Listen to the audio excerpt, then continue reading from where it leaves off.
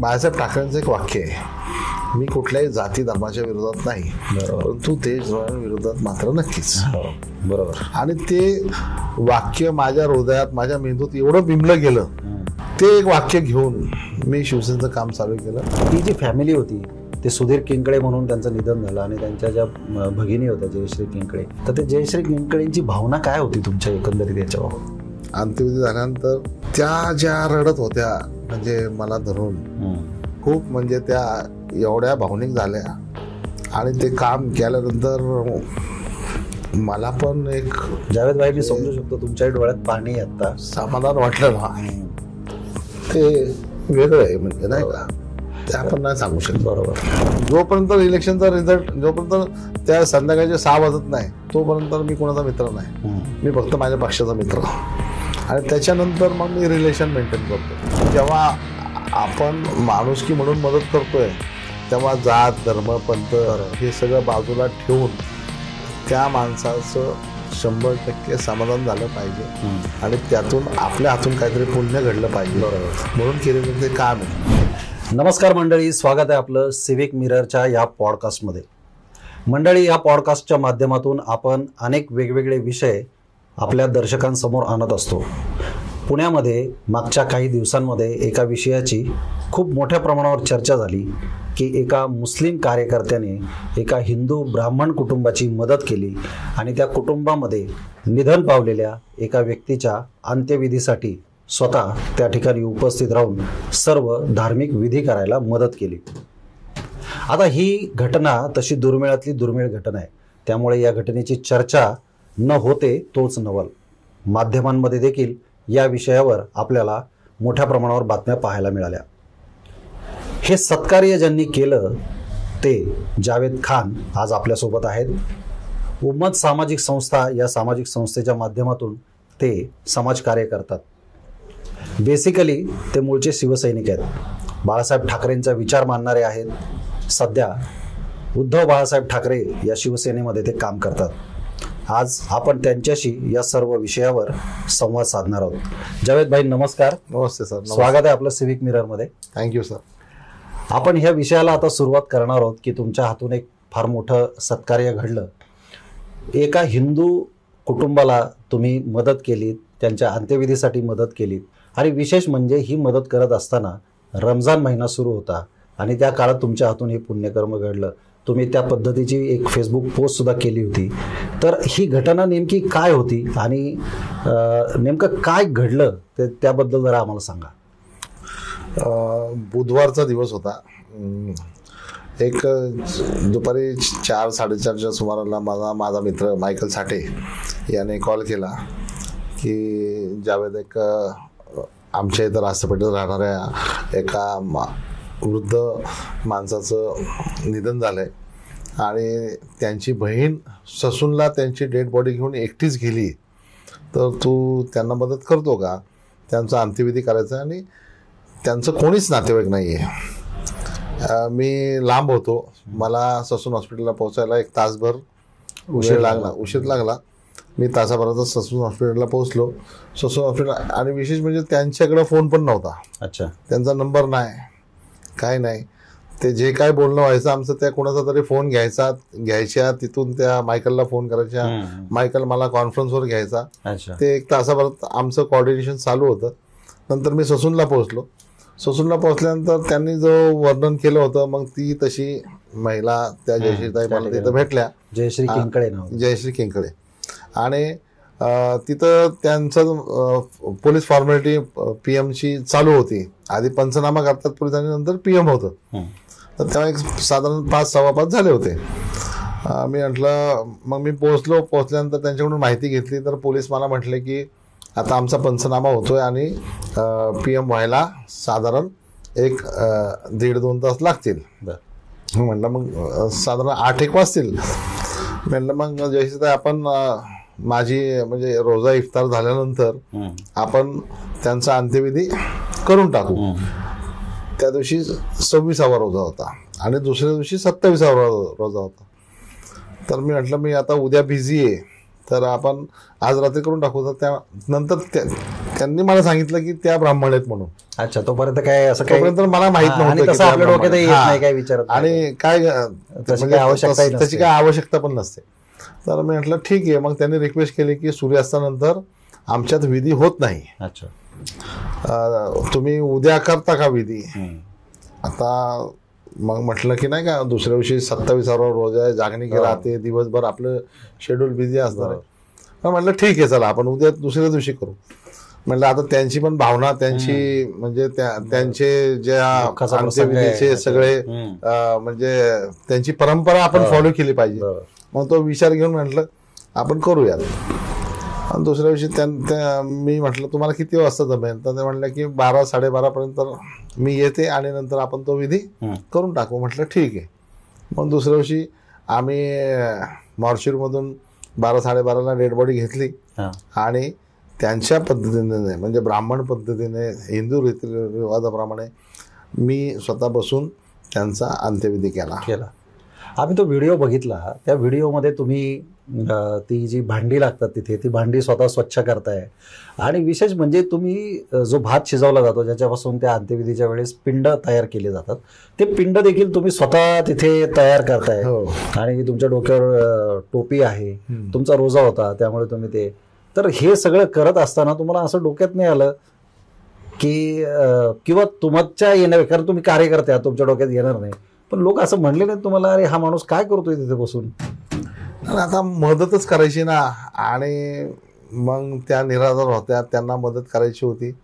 आणि मग जेव्हा आपण माणुसकी म्हणून मदत करतोय तेव्हा जात धर्म पंथ हे सगळं बाजूला ठेवून त्या माणसाचं 100% समाधान झालं पाहिजे आणि त्यातून आपल्या हातून काहीतरी पुण्य घडलं पाहिजे म्हणून केलेलं ते काम आहे. मग त्यात ते पीठ म्हणून ते कणकाचे गोळे वगैरे करणं, मी तसा कधी विचार नाही केला की मी मुस्लिम आहे आणि मग ते तसं म्हणजे माझ्या डोक्यात कधी येत नाही तसं. आणि याच्या अगोदर कोविडमध्ये मी हजारो डेड बॉडींचे अंत्यविधी केलेले, तर ती मला एक सवय आहे आणि मी केलं ते. आणि माझ्या मनात तसं कधी आलं पण नाही आणि भविष्यात पण कधी येणार नाही. ऍक्च्युली कार्यकर्ता जो असतो ना, कार्यकर्त्याचं हे वैशिष्ट्य असतं की तो ह्या सगळ्यांच्या पलीकडे गेलेला असतो. जात धर्म भाषा ह्याच्या पलीकडे जाऊन त्याला लोकांची मदत करायची असते, त्याचं काम करायचं असतं. आणि बेसिकली शिवसेनेच्या बाबतीत पूर्वी जुने शिवसैनिक जे बाळासाहेब ठाकरेंचे होते ते असे म्हणायचे की शिवसैनिकाला काम करणं माहिती आहे, त्याला सत्ता बाकी काही गोष्टींचे घेणं देणं नाही, ह्या सगळ्यांच्या पलीकडे आहे. तर तुम्ही आता शिवसेनेत काम करताय, जावेद खान ह्या नावातच सगळं आलं आणि पुन्हा अशा प्रकारचं तुम्ही पुण्यकर्म केलंय. तुम्हाला समाजामधून कशा प्रकारच्या प्रतिक्रिया आल्या तुमच्यापर्यंत? 1995 साली मी शिवसेनेचा गटप्रमुख होतो. 1995 ते 2025 2024 30 वर्ष आलं मी शिवसेनेचं काम करतोय. म्हणजे जो म्हणजे 95 ते 2014 पर्यंतचा जो काळ होता त्याला साधारण 20 वर्ष आले. 20 वर्ष त्याच्यानंतर उद्धव साहेब म्हणजे 2019ला उद्धव साहेब मुख्यमंत्री झाले. तोपर्यंत आम्ही काँग्रेसच्या नेहमी विरोधात काम केलं आणि तेव्हा मुस्लिम समाज सगळा हा काँग्रेसचा फॉलोअर होता. आणि मी पुणे शहरात एकमेव मुस्लिम होतो की जो शिवसेनेचं काम करत होता. अनेक टीका माझ्यावर होत होत्या तेव्हा की हा शिवसेनेचं काम करतो हे ते, पण माझ्या डोक्यात फक्त एकच होतं की बाळासाहेब ठाकरेंचं एक वाक्य आहे, मी कुठल्याही जाती धर्माच्या विरोधात नाही परंतु देशद्रोहाविरोधात मात्र नक्कीच. बरोबर. आणि ते वाक्य माझ्या हृदयात माझ्या मेंदूत एवढं बिंबलं गेलं आणि मी बाळासाहेब ठाकरेंचा प्रचंड मला त्यांच्याबद्दल आदर आहे. ते एक वाक्य घेऊन मी शिवसेनेचं काम चालू केलं. आणि टीका होत असते, टीका होत असताना जेव्हा आपण चांगलं काम करतो तर एखाद्या माणसाच्या मनात स्वाभाविक आहे ना की थोडंसं येणारच. आता काल परवापर्यंत कोणी निगेटिव्ह कमेंट करत नव्हतं, आता करतात, पण त्या गोष्टींकडे थोडंसं दुर्लक्ष करून आपलं काम चालू करायचं आणि आपली रेग मोठी करायची या तत्वाचा मी माणूस आहे आणि मी ते करतोय आणि करत राहणार. ओके. म्हणजे तुम्ही म्हटलं की जसं लोकांनी तुमचं काम अप्रिशिएट पण केलं, म्हणजे खूप लोकांनी चांगलं पण त्याला म्हटलेलं आहे. आणि आता टीका, आता आपल्याला माहिती आहे सोशल मीडियावर काय प्रकारचं लोक असतात, कमेंट करतात वगैरे वगैरे. पण ही टीका आपण थोडंसं जर ह्याला थोडंसं पुढे जाऊन बघायचं झालं तर समाजामध्ये आज ज्या पद्धतीचं वातावरण आहे, देशभरामध्ये ज्या पद्धतीचं वातावरण आहे, समाजामध्ये भांडणं आहे, धर्माच्या आधारावर भांडणं आहे, धार्मिक स्थळांवरून भांडणं आहे, तर ह्या सगळ्या परिस्थितीकडे तुमच्यासारख्या कामातनं एक उदाहरण समाजासमोर येतं की वस्तुस्थिती आणि प्रत्येक म्हणजे वस्तुस्थिती आणि जे चित्र रंगवलं जातं त्यामध्ये बराचसा फरक असतो. तर तुम्ही या सगळ्या घटनांकडे कसं बघता? बघा, आज महाराष्ट्रातलं किंवा किंबहुना भारतातलं जे वातावरण आहे जातीवादाचं, म्हणजे नाही का, एकंदर म्हणजे सगळ्याच गोष्टीतून, म्हणजे प्रत्येक राज्यात प्रत्येक एक ज्वलंत विषय तिथल्या राजकारण्यांनी जे जातीवादी राजकारणी आहेत, म्हणजे ते इथले पण असतील किंवा इथले पण असतील, त्यांनी एक पेटवलेला विषय. पण त्या विषयाकडे लक्ष न देता मग समाजात एकोपा कसा निर्माण होईल, दोन समाजात एक बंधुभाव भाईचारा कसा निर्माण होईल, त्याच्यासाठी आपल्याला काहीतरी प्रयत्न करणं गरजेचंच आहे. बरोबर. आणि हा एक योगायोग आहे जो देवाने घडून आणलाय.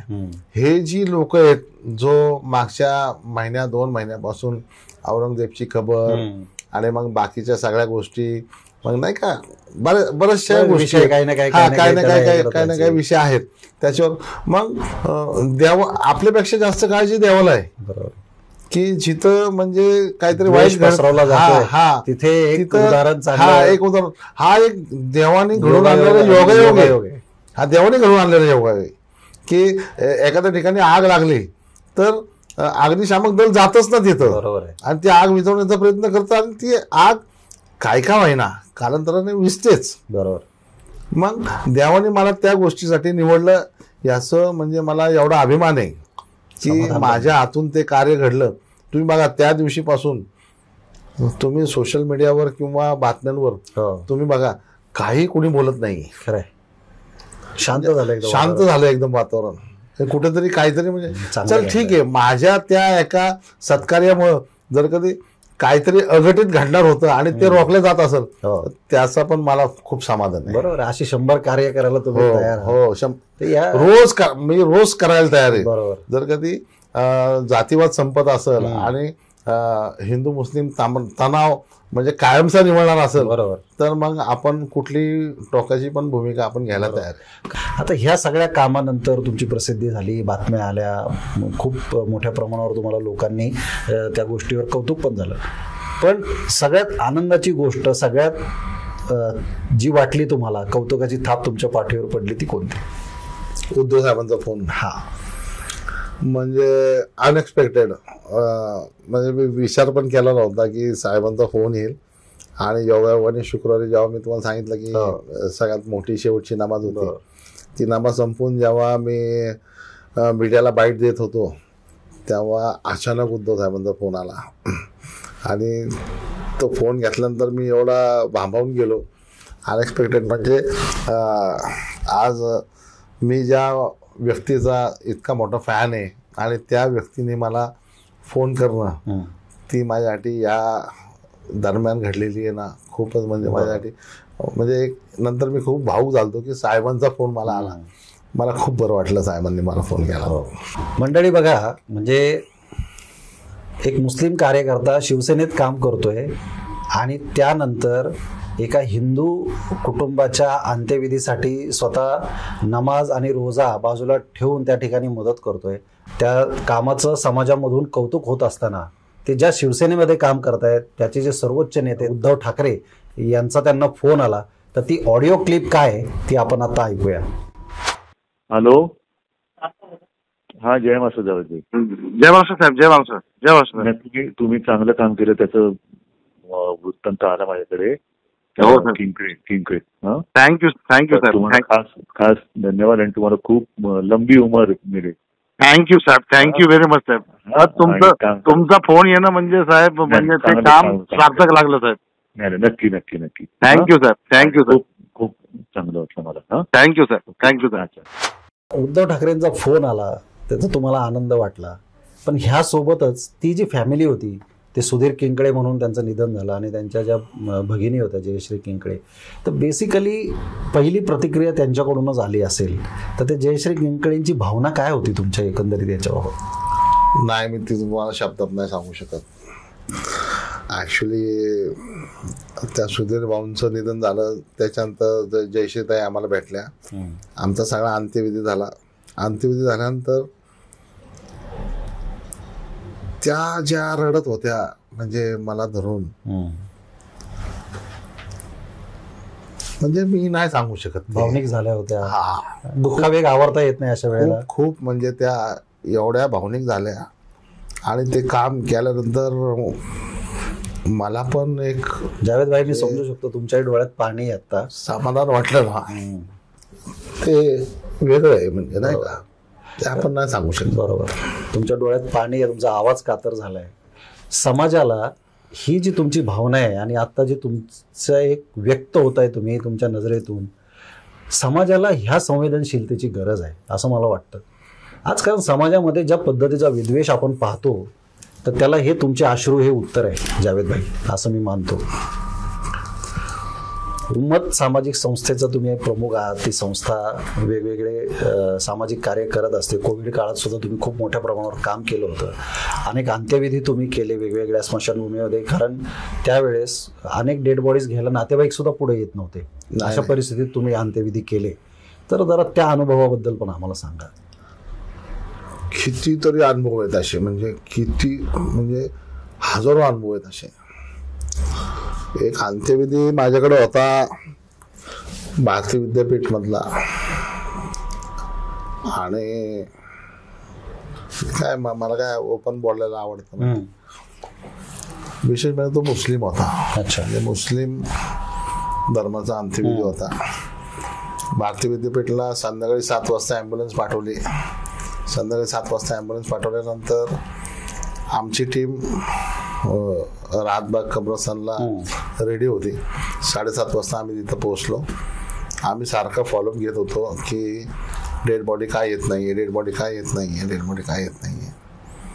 मग मी तिथले जे मॅनेजमेंटचे प्रमुख होते जाधव यांना फोन केला. म्हटलं अहो सर, तुम्ही डेड बॉडी हँडओव्हर करा. कुणाला करू डेड बॉडी हँडओव्हर? घ्यायलाच कोणी आलेलं नाही. तर म्हटलं का? त्यांचा मुलगा मला फोन करतोय. कुठे येतो मुलगा म्हटले. तर म्हटलं असेल तिथंच कुठेतरी. नाही आहे म्हटले. आम्ही त्यांना फोन करतोय तर त्यांचा, तुम्ही आता फोन लावा, त्यांचा फोन स्विच ऑफ आहे. मग मी फोन लावला, लिटरली त्याचा फोन स्विच ऑफ होता. मग मी थोडा ह्याच्यात पडलो की आता काय करायचं. मग मी फोन केला आरोग्य प्रमुखांना, पुणे महानगरपालिकेच्या कोविड मॅनेजमेंटच्या चीफ होते त्यांना. म्हटलं असं असं झालंय. ते म्हटलं काय करू. म्हटलं टीम सगळी थांबवणे, ॲम्ब्युलन्स थांबवणे. म्हटलं आपले पुढं कॉल येत आहेत. त्या म्हटलं की तुम्ही, मग तोपर्यंत रात्रीचे 11:30 वाजले. बोले तुम्ही ती अंत्यविधी करून टाका. म्हटलं मी करतो, पण उद्या मला एक काम करा, तुम्ही शूट करा, ती अंत्यविधी सगळी शूट करा. शूट करून तुम्ही ते फुटेज तुमच्याकडे ठेवा, आणि जर उद्या कोणी क्लेम केला तर मग आपण ते फुटेज त्यांना दाखवू. म्हटलं ठीक आहे. आणि नंतर 11:30 वाजता मी कब्रस्तानमध्ये बॉडी आणली. अंत्यविधी चालू असतं म्हणून एक शेवटचा ट्राय केला, तर तिच्या मुलाचा फोन लागला. म्हटलं अरे दादा, मी म्हटलं टेंभुर्णीला आहे आणि मला माहिती होतं तुम्ही अंत्यविधी करणार आहे, आणि म्हटलं आई तिथं मेली, आता तुम्ही करणारच आहे तर तुम्ही करून टाका ना, माझी काय गरज आहे. तेव्हा पण मी एवढा प्रचंड रडलो होतो की एका आईला सोडून एक मुलगा कसा जाऊ शकतो. केला मी अंत्यविधी, काय करणार. असे बरेचसे अंत्यविधीत म्हणजे सगळ्याच जाती म्हणजे नाही का. की एकदा मला संदीप खर्डेकरांनी फोन केला की गरवारे कॉलेजपाशी एक वृद्ध महिला आहेत, त्यांचा अंत्यविधी करायचा, त्यांच्या घरी कोण नाही. मग एकदा मला केसरीचे संपादक आहेत, नाव आहे त्यांचं, त्यांनी फोन केला की हिंगण्याला एक डेड बॉडी, हिंगण्यावरनं डेड बॉडी घ्यायची. तिथं गेलो हिंगण्याला, 7व्या मजल्यावर ती डेड बॉडी होती. सहस्त्रबुद्धे त्यांचं नाव होतं. तिथून त्यांची डेड बॉडी जेव्हा आम्ही त्यांच्या सोसायटीच्या पोर्चमध्ये म्हणजे नाही का जिथे आमची ॲम्ब्युलन्स लागली तिथं आणली, तेव्हा लोक अक्षरशः म्हणजे ते फुलं तेव्हा अवेलेबल नव्हते, तर त्यांनी ते कागदांचे हे कागद फाडून ते चिटोरे केले होते आणि ते आमच्यावर टाकत होते. असे खूप अनुभव आहेत, खूप खूप आहेत असे. म्हणजे मला तर आता आठवत नाही. मी हळूहळू आणि लोक पण कोविड विसरली हो. बघा ना तुम्ही, कोविडमध्ये ना एक सलोखा तयार झालता. बरोबर. तसा कोविड संपला, सलोखाच गेला पुन्हा परत वातावरण तसंच झालं. कोविडमध्ये म्हणजे नाही का सगळं एक्सचेंज होत होतं. बरोबर. देवाणघेवाण आजूबाजूच्या पर्याय नव्हता, सगळं होत होतं. म्हणजे एका सोसायटीमध्ये राहणारा कुठल्या जातीचा आहे, कोण सगळे एकमेकांना मदत करत होते. आता संपलं सगळं परत. आता असं वाटतं की परत कोविड यावा, किमान पुन्हा एकत्र येतील. बरोबर. पण ती एक काळाची म्हणजे तो एक काळ होता वेगळा आणि आजचा काळ वेगळा आहे. परत राजकारण दूषित झालं, परत हे सगळे नेते मंडळी गाशाळ बोलायला लागले आणि ह्या पण आठवणी आपण सामावून घ्यायच्या आणि पुढे काम करत राहायचं. बरोबर. काम करत राहायचं हा अत्यंत महत्वाचा संदेश आहे याच्यामध्ये. आपल्या संस्थेमार्फत आणखीन कोणत्या कोणत्या प्रकारची कामं चालतात? आपल्या संस्थेचं बेसिक काम हेच आहे, बेवारस मृतदेहांवर अंत्यसंस्कार करणं. मी जसं बघा त्या एका इंटरव्ह्यूमध्ये बोललो की याच्यासाठी पण मला खूप स्ट्रगल करावं लागलं. मी महानगरपालिकेशी खूप भांडलो या गोष्टीवर की तुम्हाला जर कधी माहिती आहे की सदर व्यक्ती सदर समाजाची सदर जातीची, मग त्याचा अंत्यविधी करताना तुम्ही जर त्यांच्या जाती परंपरेनुसार नाही केला तर मग त्याची पण विचारपूस आत्ता तुम्हाला होणार नाही पण भविष्यात होऊ शकते. मग त्यावर रुबल अग्रवाल मॅडमनी मला ते सगळं जाणून घेऊन एक प्रोसेस तयार केली की तुम्ही एक ॲफिडेव्हिट देत जावा, जेणेकरून टेक्निकली कुठला प्रॉब्लेम आला तर त्या टेक्निकली प्रॉब्लेममध्ये पुणे महानगरपालिका अडकणार नाही. ते सगळं तुमची जबाबदारी. मग पुढं कसं एक झालं. मग माझ्याकडे असे बरेच ॲफिडेव्हिट आहेत. मग आला कॉल तर मग मी करत असतो. आणि अजून हॉस्पिटलमध्ये ज्या रुग्णांचं म्हणजे बिलाचं वगैरे असेल, काय औषधांचा प्रॉब्लेम असेल, बरेचसे प्रॉब्लेम असतात लोकांचे. लोक येतात आणि आपण आजपर्यंत रेकॉर्ड आहे उम्मत सामाजिक संस्थेचं. उम्मत सामाजिक संस्थेने कधी कोणाकडून निधी घेतला नाही. अच्छा. कुठलीच मदत घेतली नाही. माझं चॅलेंज आहे पण कोणी सांगावं की उम्मत सामाजिक संस्थेला कुठल्याही व्यक्तीने 1 रुपया निधी दिला, आर्थिक मदत केली नाही आणि गरज पण पडत नाही. जेवढं आपली चादर आहे, जेवढं आपल्याला देवाने दिलं आहे आणि त्या माध्यमातून आपण करत राहतो. तुम्हाला सामाजिक कार्याची आवड कशी लागली जावेद भाई? म्हणजे कुठल्या वयात तुम्ही सुरू केलं सामाजिक काम? कारण 30 वर्ष तर तुम्ही होत्या बाळासाहेब ठाकरेच्या शिवसेनेत. मी 30 वर्ष बाळासाहेब ठाकरेंचं शिवसैनिकपणे आणि मी एका सार्वजनिक गणेश मंडळाचा अध्यक्ष जवळपास 4 वर्ष होतो. त्याच्यानंतर एका नवरात्र महोत्सवाचा अध्यक्ष मी 13 वर्ष होतो. बरं. क्या बात आहे. नानापेठेत माझं मंडळ होतं, आत्ता पण आहे. आणि त्या माध्यमातून म्हणजे अनेक खूप आठवणी येतो. म्हणजे तुमचा वेळ पूर्ण नाही. गणपती मंडळातूनच कार्यकर्ता, गणपती मंडळातून जो कार्यकर्ता तयार होतो ना तो खरं म्हणजे नाही का त्याला हा म्हणजे एक किडा असतो, पिंड असतो. गणपती मंडळाचा कार्यकर्ता जो काम करू शकतो ना, सार्वजनिक गणेशोत्सव मंडळाचा कार्यकर्ता, तो कधीच कुठल्याही गोष्टीला मागं सारणार नाही. आणि मला अभिमान आहे, मी एका सार्वजनिक गणपती मंडळाचा अध्यक्ष होतो आणि तिथून मला ही आवड लागली.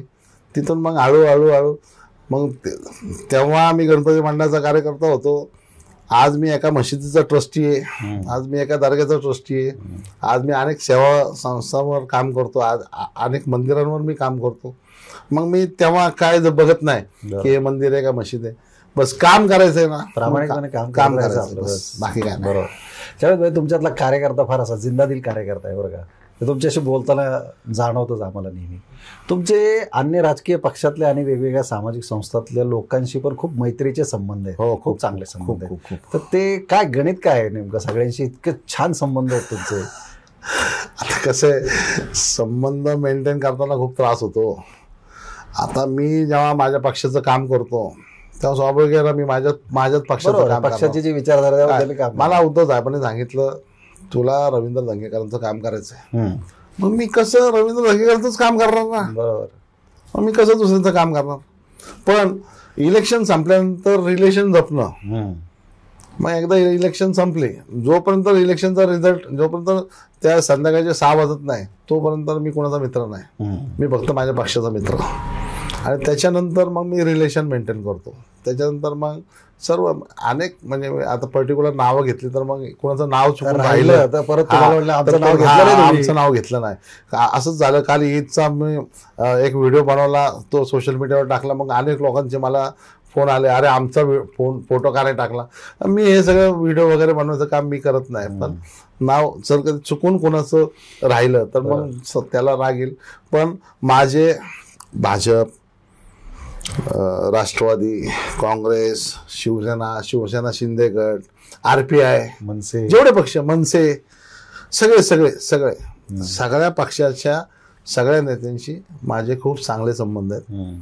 आणि माझ्याकडून जर कधी कोणाचं म्हणजे इलेक्शन मध्ये म्हणा किंवा कुठं तर कधी म्हणजे चुकून काय मन दुखावलं असेल तर मी तुमच्याद्वारे त्यांची माफी मागतो.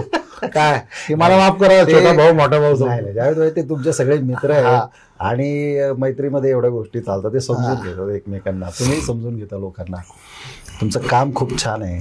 आणि आता ह्या निमित्ताने आपण, आता ही एक घटना होती म्हणून तुमचं काम समाजासमोर आलं, पण वास्तविक तुम्ही अनेक प्रकारची सामाजिक कामं केली जी माहिती नाही आहेत लोकांना. आणि तुमचा तो स्वभाव नाही लोकांना. मी म्हणजे माझा अजून एक म्हणजे स्वभाव आहे की मी केलेलं काम कधी दाखवत नाही. पण आता योगायोगाने हे वातावरण असं होतं, ते मला दाखवणं म्हणजे मला असं वाटलं की हे दाखवलंच पाहिजे. करेक्ट.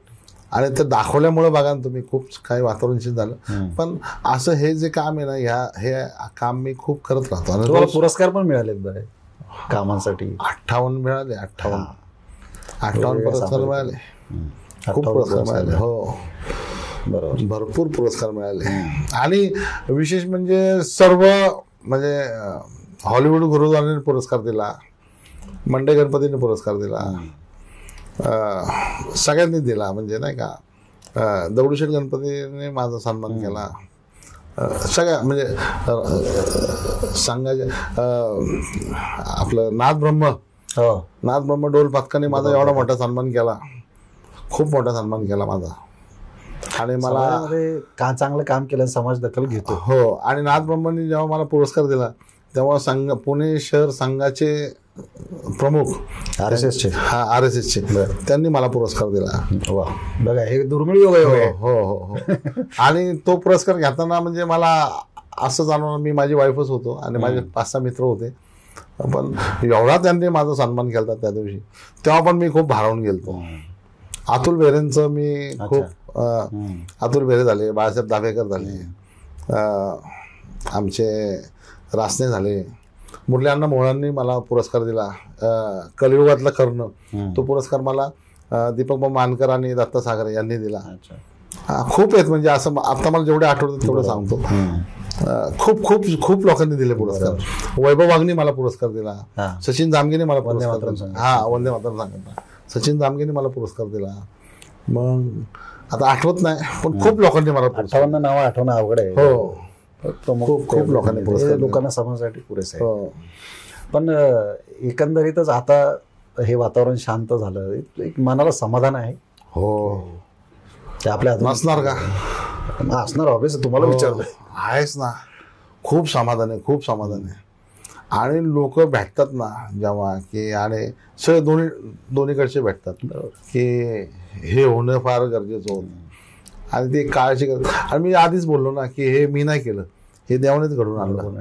आणि देवाने घडवून आणल्यानंतर मग मी देवाचे समाधान व्यक्त केले पाहिजे की तुम्ही माझ्याकडून घडून घेतलं, मला निवडलं त्या कामाने, त्यात मी खूप समाधान. बरोबर. जाता जाता समाजाला म्हणून किंवा समाजातले जे आपले तरुण आहेत सगळे, जे या विचाराने प्रभावित होतात आणि मग काहीतरी कृत्य हातून घडून बसतं, एक मेसेज दोन्ही बाजूच्या लोकांना काय द्याल? कुठलंही काम करताना विचारपूर्वक करा. चांगलं काम कराल तर तुम्हाला चांगलीच पावती भेटणार. आणि वाईट काम केलं तर केस होईल, शिक्षणापासून वंचित राहाल, प्रगतीपासून वंचित राहाल. दंगल केली, एखादा दगड मारला, ती केस झाली, ती राईटची केस झाली. आता मी पोलीस क्षेत्रात पण काम करतो, म्हणजे अनेक माझे पोलीस म्हणजे नाही हो, मग तो जो मागं आयुष्यभराचा जो हे लागतो ना, म्हणजे एक नाही का ब्लॅक स्पॉट लागतो. एखादी पण जर कधी राईटची केस किंवा अशी दुसरी केस लागली, कुठलीही केस, तर मग तो एक ब्लॅक स्पॉट लागतो. तो ब्लॅक स्पॉट निघणं त्याला खूप वेळ लागतो. आयुष्य उद्ध्वस्त होऊन जातं. मग त्यातून तुम्ही डिस्टर्ब, तुमची फॅमिली डिस्टर्ब, बरोबर, तुम्ही फायनान्शियली डिस्टर्ब होता, तुम्ही मेंटली डिस्टर्ब होता, तुम्ही हेल्थी डिस्टर्ब होता, काय सगळ्या बाजूने तुम्ही डिस्टर्ब होता. म्हणून माझं माझी सूचना नाही, रिक्वेस्ट आहे तरुण पिढीला की कुठलंही काम करताना फक्त काम करताना चांगलंच काम करा. बरोबर, वाईट काम करूच नका. बरोबर. आणि तुम्ही वाईट काम केलं, वाईटाचे परिणाम वाईट, चांगल्याचे परिणाम चांगले. साधा तुम्ही ठरवा काय करायचं आपण. साधा तुम्ही ठरवा. पण कुठलंही काम करताना आधी फॅमिलीचा विचार करा. बरोबर. आई वडिलांचा विचार करा, भाऊ बहिणीचा विचार करा, पत्नीचा विचार करा, मुलांचा विचार करा की तुमच्या नंतर त्यांचं काय होणार आहे, आणि मग ते काम करा. बरोबर. जावेद भाई, जसे जिंदा दिल तुम्ही आहात, तुमचं व्यक्तिमत्वही तसंच आहे आणि तुमचे विचारही आहेत, आपले अनेक वर्षाचे संबंध आहेत. तर तुमचं काम हे अशाच पद्धतीनं चालू राहू द्या. समाजातल्या उपेक्षित, दीनदलित, गोरगरीब आणि गरजवंत जे आहेत अशांची सेवा तुमच्या हातून घडू दे, आणि त्यांचे आशीर्वाद हीच खरी आपली कमाई आहे तसं बघायला गेलं तर. धन्यवाद, तुम्ही आलात आणि आमच्याशी गप्पा मारल्यात त्याबद्दल. मंडळी, जावेद खान यांच्यासोबत आपण आज गप्पा मारल्या, त्यांना समजून घेण्याचा प्रयत्न केला. माणूस मुस्लिम आहे की हिंदू आहे त्याच्यापेक्षा तो माणूस आहे हे अधिक महत्त्वाचं आहे, आणि हेच त्यांनी आपल्या कृतीमधून दाखवून दिलंय. इंटरव्ह्यू घेत असताना त्यांच्या डोळ्यामध्ये तरळलेले अश्रू त्यांच्या मनातली मानवतेविषयीची भावना विशद करतात. हे काही वेगळं सांगायला नको. आज समाजामध्ये सर्वत्र द्वेष, विद्वेष आणि भेदभावाचं वातावरण अधिक दृढ होत असताना जावेद खान यांच्यासारखे कार्यकर्ते त्या अंधारामध्ये एक छोटासा दिवा, आशेचा दिवा लावण्याचं काम करतायत. तुम्हाला हा पॉडकास्ट कसा वाटला हे आम्हाला कमेंट बॉक्समध्ये नक्की सांगा. आपल्या सिविक मिररला लाईक, शेअर आणि सबस्क्राईब करायला विसरू नका. धन्यवाद.